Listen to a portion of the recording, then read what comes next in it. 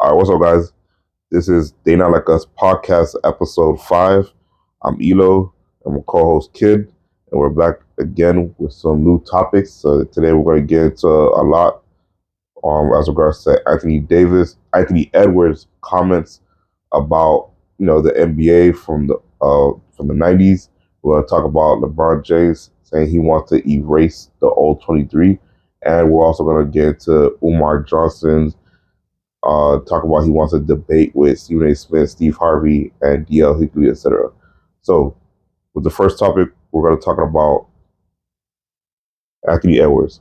So, recently, he's in a media firestorm right now for his comments that he made about the basketball of old, saying how back in the 90s, 80s, etc. And you can also mention the 2000s as well, how he said only Michael Jordan was the only skilled player back then. Now, a lot of people felt some type of way about that from comments from Magic Johnson, Kevin Garnett, etc., and how this guy, they're basically saying he don't know what he's talking about. Magic Johnson said, in order for you to have an opinion and speak to me, you have to have a championship ring. Kevin Garnett gave a scathing, opinion on what his thoughts are, or what Anthony Edwards said. And what's your thoughts on it? My thoughts on it, I'm a bias, but I'm not gonna be biased today. But it was a lot of people who was skilled. A lot of people, like, you forgot, like Larry Bird was skilled, Magic was skilled, like Drexler was skilled, Patrick Ewing was skilled. Like, the list goes on and on and on. Like, a lot of people were skilled back then, and I think he only, I don't know if he's watching. Did he watch everybody, like, highlights? He need to go watch people highlights in game. Like, it's a lot of people that was skilled. I mean, he's 22 years old. I don't think he probably particularly watched those guys' highlights. He probably go watch the main guys' highlights. You don't gotta watch everybody highlights, but go watch the main guys, what it takes to win a championship. That's what he should be worried about, winning a championship. Instead of, like, I think he was doing the interview and they asked him a question, so he didn't just go on social media and just like blurt that out. So to be fair, if they ask you a question, be like, no comment. Like, just say no comment. If you ain't got nothing good to say, just don't say nothing. I think he didn't. I don't think he meant ill will as he said it like that, but it came off like that, especially when articles and ESPN and big news media are gonna spin the story and make it something that it probably wasn't supposed to be. Now, just for pure context of this conversation, when it comes to what he said, specifically saying Jordan is the only person he see that's skilled of that era, I could honestly say that's an ignorant take on his part, and I'm not saying that to insult him or anything like that. But he's a young 22-year-old kid, and he doesn't know what he's talking about right now. That's why Magic Johnson, Kevin Garnett, and other people came at him the way that they did, because honestly, he doesn't know what he's talking about. There were so many skilled guys of that era. If you want to say there wasn't a lot of guys that won in that era, or specifically the 90s, all right, fine, sure. But there were a lot of great players of that era. There's Charles Barkley, Patrick Ewing, Elijah Wan, Tim Duncan, AI, a young Kobe, etc., a Shaq. All those guys were talented, skilled. Penny Hardaway, etc. All those guys were skilled, talented players. So for him to say that Jordan was the only one that's downright ignorant on his part, and he needs to read up on his basketball history. He's in the game. He needs to see the old age of basketball and all the great players that came before him. I know the younger generation, they got TikTok brain and stuff like that, but they should be able to know, like, see the groundworks that these old players laid out for them and what they did to make this game as big as it did. And it wasn't just Jordan. Jordan was a big part of it, but he's not the sole reason for it. True. Yeah, it's a lot of talent that came before Jordan. And the '90s is just. But he probably looking out the '90s. Jordan, how Jordan dominated in the '90s. And I agree. Jordan did dominate the 90s. Like, ain't nobody that if you're looking at one that just the '90s, yeah, you gonna say Jordan because Jordan won the '90s. But Yeah. it's a lot of greats was in the '90s, but it wasn't. I don't know. They won. Elijah won. He got to play. He was skilled. Shaq was skilled. Penny Hardaway was skilled. Reggie Miller was skilled. Patrick Ewing. Patrick Ewing was David skilled. Robinson. There's a lot of skilled people in the '90s. Allen Iverson, when he came, he was skilled. Like Gary Payton. Yeah, Gary Payton, like skilled defensive player. Tim Hardaway, like it was a lot of people. Alonzo Mourning was skilled. Like come on, it was a lot of athletic guys that were jumping out the gym. Yeah. What's his name? I forgot. Dominique Wilkins was skilled. Yeah, Dominique Wilkins was a freak of nature. Grandma Ma was skilled. Larry Johnson was like. There's a lot of people who was skilled. I think he had a Kiwi. I think he had a Kiwis turn. He came back just as like nothing happened. Like nothing happened. We had like what's his name? Spud Webb. He was like what 5'7". He was skilled. Exactly. Dunk. He could dunk. And people now can't even dunk. And I think the last short player 5'8" was Nate Robinson that was able to dunk. Yeah, but look at Curry.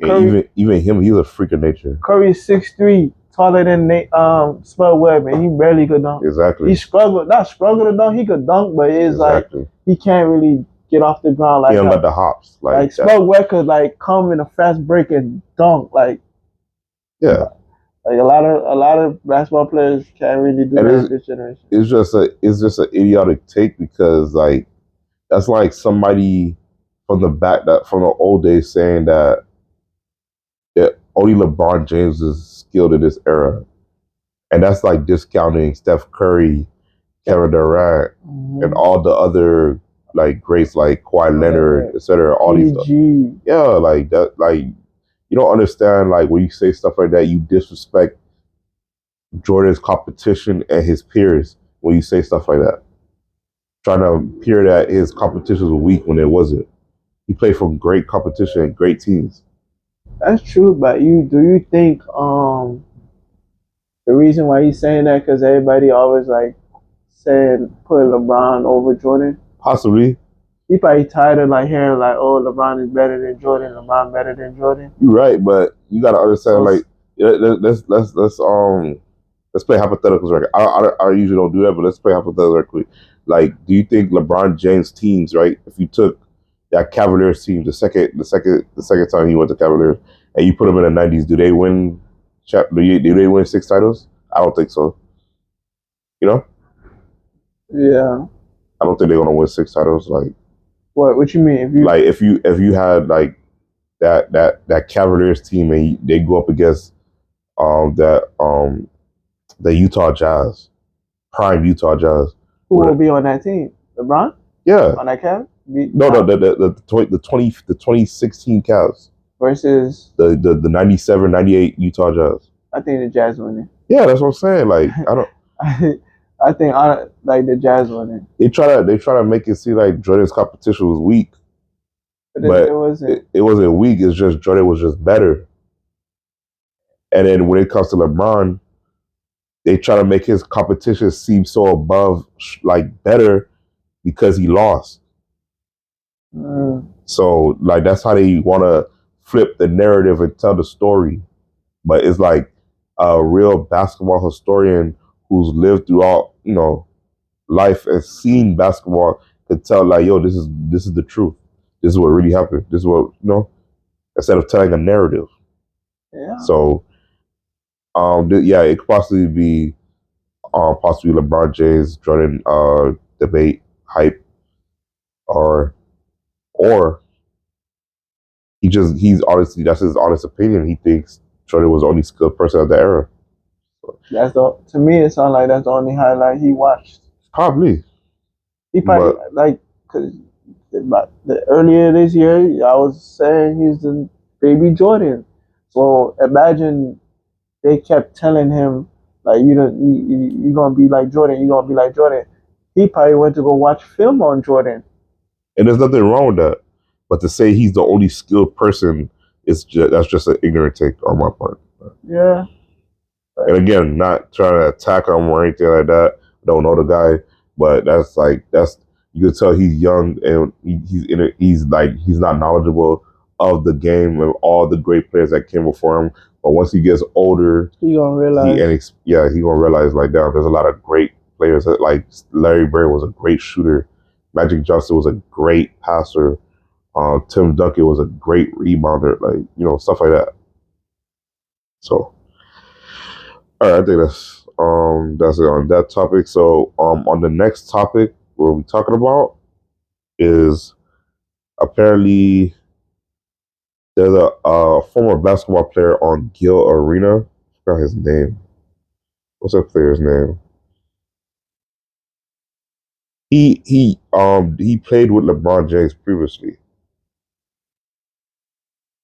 and he made a specific comment. Rashard Kent, that's his name. Rashard Kent, he made a comment saying how he was hooping with LeBron James, and this was like over 20 years ago.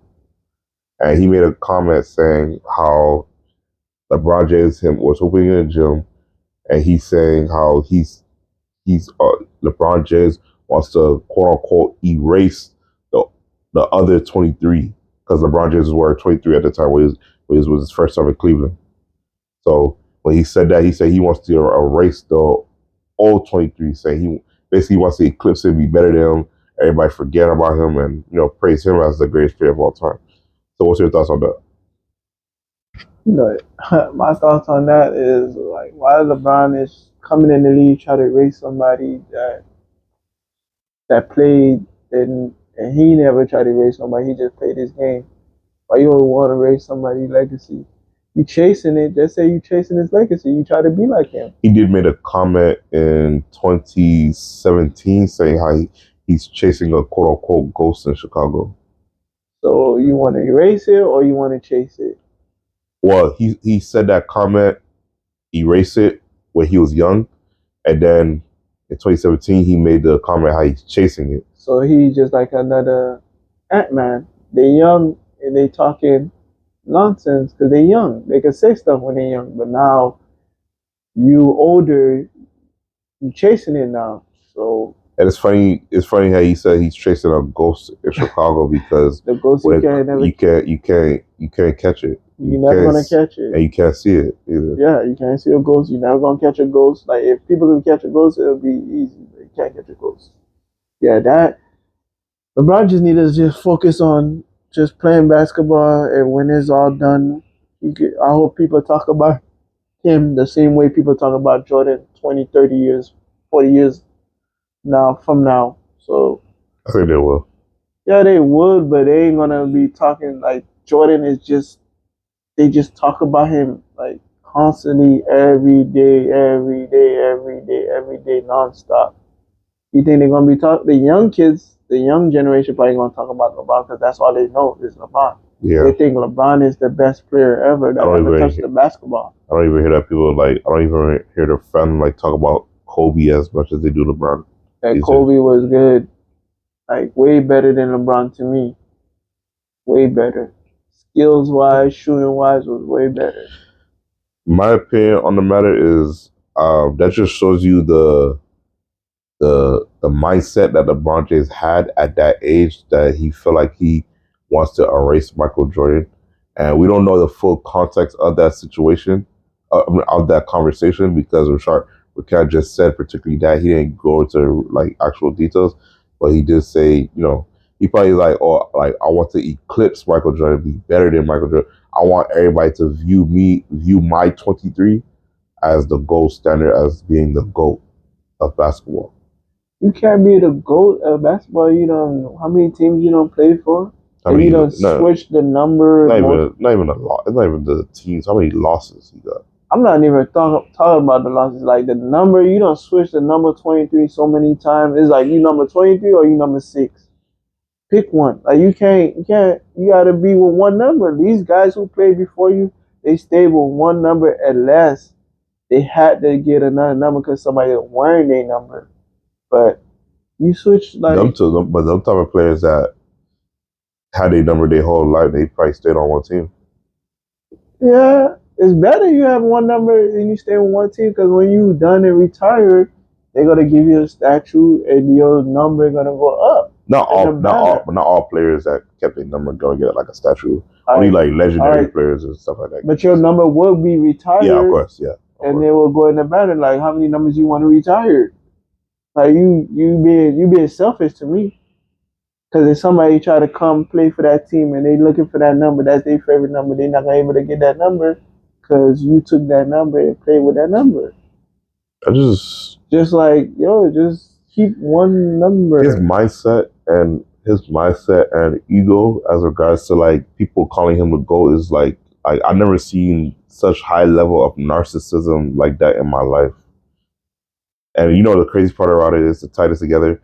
He did a recent interview and they was asking him like since Bronny has gotten drafted in the league, will Bronny have to call you dad or anything like that, right?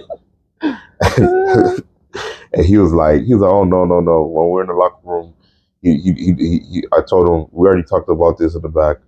He doesn't have to call me dad. He could call me Bron, or he said a couple of other. He said Bron or some other names. He said he could call me GOAT. You know, if that's what he want. I'm like, bro, you serious? You let your son call you GOAT, man? Like, I know for a fact, Bronny gonna slip and be like, Dad, because you've been around him, so you know that's your dad. Yeah. So he's gonna slip up and call him dad at least once. Yeah, but that's not even a point though. He the fact that he said he could call me GOAT if he want. I was like, bro, that's crazy work. Like, that's crazy work. You so like you so into the GOAT conversation. You have to let your son call you GOAT. No, I think he ain't tell his son to call him GOAT if he wants. It's like he's throwing it out. Yeah, he's like, yeah, if you want to call me the greatest of all time, you could do that. I won't call you. And it's like, come on, bro. Like, yo, have some humility for yourself. I've never seen Jordan do something like this. See, that's when you do stuff like that, you put a lot of pressure on him. Like, I gotta call you this, I gotta call you that. I'm gonna just. It's not even about what Bronny has to call him. He keeps trying to throw the GOAT thing out there so people could call him. He really wants everybody to call him that. No, that's not how it works. Like, you don't tell people to call you the greatest. If you have to tell people to call you the greatest, you're not the greatest. Everybody know that you're not the greatest. If somebody, you gotta tell people to call you something. People gonna call you that off of what you done did. If your body of work. Yes, your body of work throughout your career. When it's all done, you hang it up, we will see if they're going to call you that. And I have no problem with him thinking he's the greatest player of all time. But damn, like, you're like the way you verbally vomit on people to force them to call you that is disgusting. Like, this is the third time he did this. First, it was when he was on that podcast with him and his guys saying how he felt like he the best of all time when he beat the Warriors in 2016. Oh, yeah, I remember that. Then there was another comment he like kind of. I think at the SB Awards, he made his wife call him the GOAT, and now this. Yeah, that's kind of crazy. You telling your wife to call you that, bro. Oh, goodness, bro. Yeah, that's bad. Like, you can't. I've never seen Jordan do something like this. Just if you think you're the greatest in your head, but you don't let people call you that. They gotta call you that on stage. Like, you forcing it on people is not gonna work. And then you have your media puppets like spewing false propaganda for you to have people think you're the GOAT, and it's like nobody's falling for that BS. The new age kids are, but the people who watch basketball for real, like, who understands basketball for real, they're not falling for that. We're not falling for your tricks. And I have no issues with people being a fan of LeBron James, but when it gets down real toxic to the point, if you disagree with them, they get hostile and angry. It's like, bro, it's not that serious. Steph Curry not going around telling people to call him. Exactly, bro. Like, or like he's not going around saying he's the greatest shooter of all time. He's like, not, as his peers is saying that. Exactly. Everybody's saying that. He's the greatest shooter of all time. He's not going around saying, I'm the greatest shooter. No. He don't need to say that. He's beneath that. He let his work show what he could do. Only somebody who's like insecure about his status so much. They'll tell people to call them a goat or tell them to call him king. Wow. So that's that on that situation. Good luck to LeBron James and his son that's gonna call him goat or his daddy kid, or his quest to erase 23. You know, good luck with that. And you know what's the funny part? That's what Rashad Rakat told LeBron James when he said that. Good luck. Good luck with that for real, because there's a lot of people been trying to catch that 23, but they not. And Kobe was the closest one. And he's closest one. Because when you kept catching that, you have to bring LeBron or have to bring like 2 more rings. Not even that, like 3 more rings. You have to be damn near close to perfection. Yep. Close to it. I'm not even saying you gotta be perfect. You gotta be close. 4 and 10? 4 and 6. 4 and 6. I mean, you don't have to level like 6 and 6. You 50%. That's failure. You had to get 2 more extra rings, huh? Like 8. Not 1, not 2, not 3. To be honest, for me, it'll have to be like you have to get 7 rings just for it to be a discussion. Discussion? Yeah. So what would be like not a discussion? Like he's the like if he get 8 rings, if he gets 7 rings, right? 2 more MVPs, a defensive player of the year, stuff like that. Then it's like okay, he got it. Yeah, I can't deny that. Okay, but I don't think at the age he is, he could. Oh, he has to. You already know he has to get 2 more Finals MVPs, stuff like that. Oh yeah, that comes with that too. Yeah. So you will have to have 2 regular season MVPs and 2 Finals MVP and a defensive player. Yeah. Yeah, I don't think he can pull that off. So, well, he needs 2. He needs 2 more. He needs 2 more MVPs, 2 more defensive. Like I'm gonna be realistic with it. One defensive, just one. Mm-hmm. Just one. A dunk contest. I'm not even going to throw a dunk contest. I think he still could do it at this age. He still could. I wouldn't be surprised he would try to do it his last year. I don't think so. I know if he put his name to go qualify, they're gonna let him do it. Yeah, of course.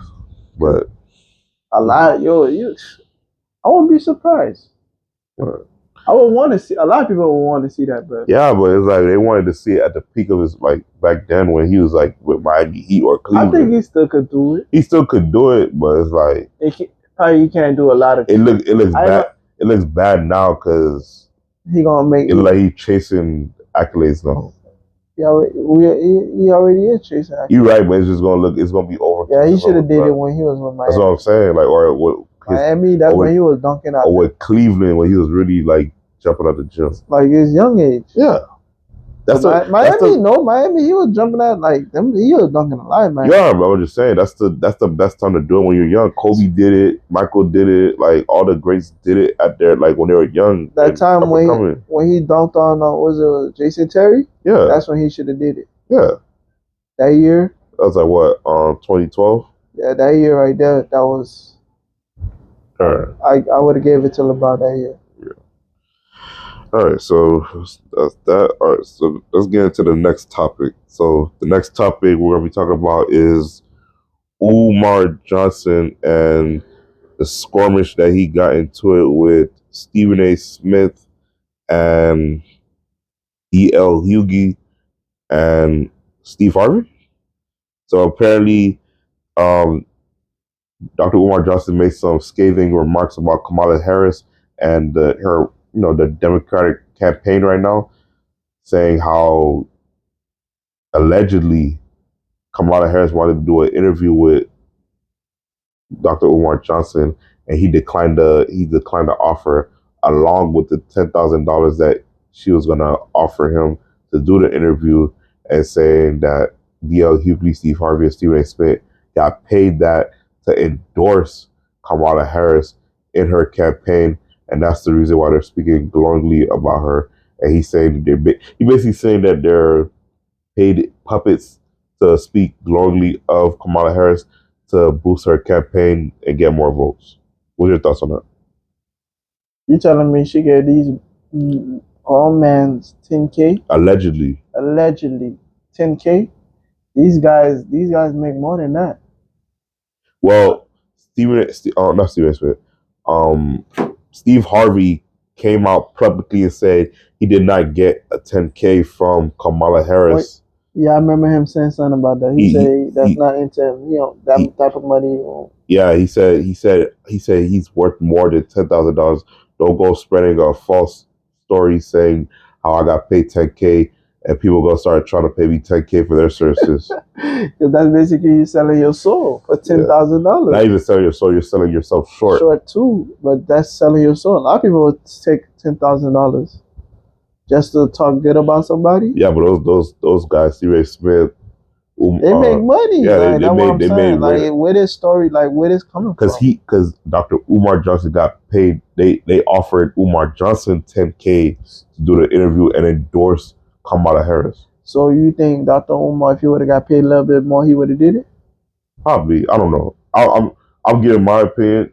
He probably would have done it, but at the same time, he's not as big and as known as those guys. So they probably got different pay offers to endorse Kamala Harris, or some of them just endorse Kamala Harris because they like her as a political candidate for president. That's true. But Dr. Umar Johnson, he's just he's doing a lot of talking and he's trying to put his name out there, and the fact that he got offered a 10K and stuff like that, he said he wanted to do a debate with those guys, but is like that debate, to be honest, what the debate will be about? The political campaign with Kamala Harris and what policy she's going to do for black people, etc., and stuff like that. But in all honesty, to me, it's a waste of time because nobody benefits from this except for Umar Johnson. Of course, because he a good debater. It's not that he's not even that. To me, I know he's gonna, because he know more about what they know.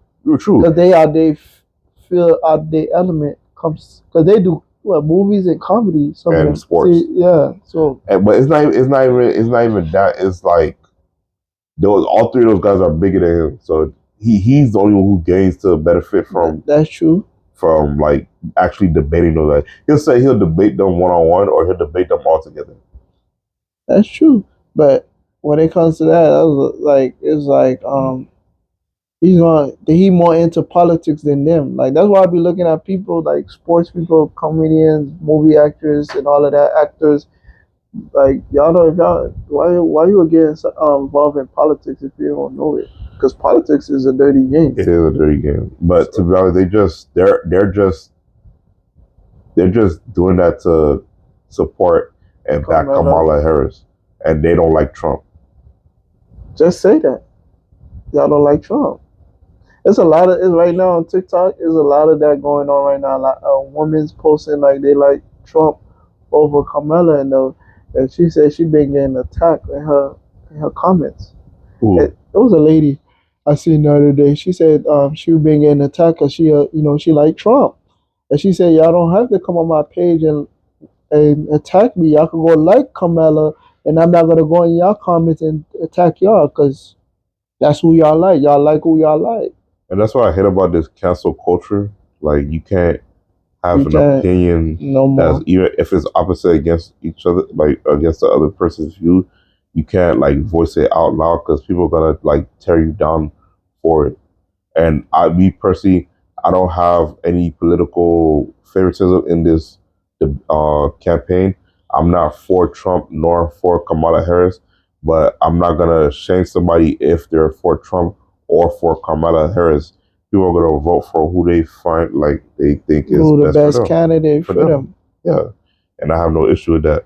But it's a lot of rabid people who are in the politics like that. So kind of trying to stay away from people like that. But the Umar Johnson, he's just yapping, trying to get clout, trying to.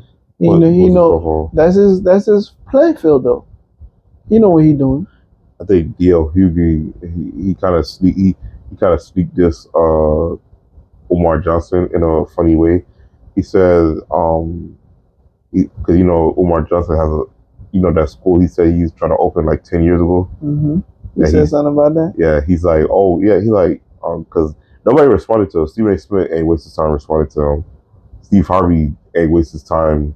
He did respond to Umar Johnson, but he's like, yo, I'm worth more than 10K.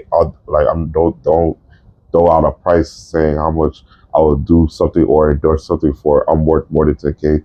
And then DL Hughley, he said, he steeped this, so he was like, oh, Umar Johnson, I'll debate you.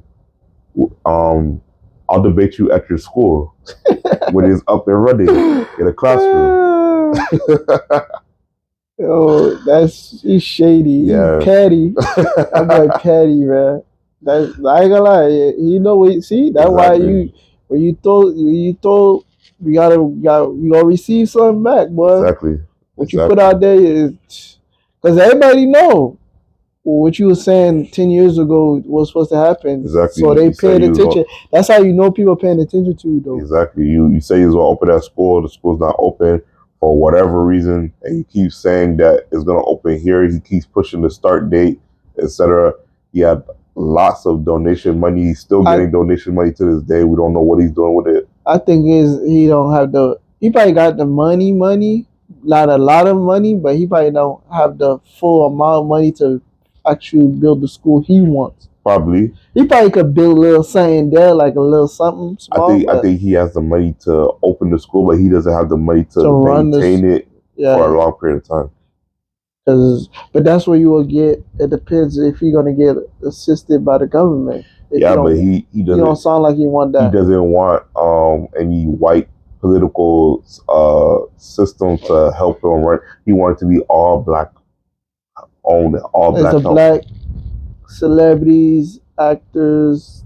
He going after these actors. These are the ones who probably could help you, but they're not gonna want to help you now because you're coming after them. Yeah, of course. Because you are there. If you want to run that school just predominantly black people, you will have to go to them for them to open their checkbooks. He said something about that. He said like a lot of like black athletes, entertainers, celebrities, they could help fund the school and stuff like that, but you can't tell people what to do with their money.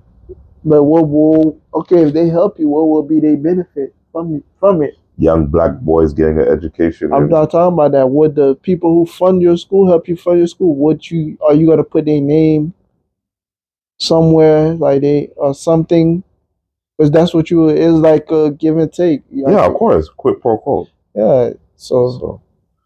But it's funny. If there's any type of stories as regards to Umar Johnson and that, we'll probably talk about it. But we just found that interesting to talk about. So, you got any more comments on that? No. No. So that's that. We'll see you guys on the next episode of They Not Like Us, podcast episode 5. If you enjoyed the content, like, comment, subscribe, and we're out. Peace.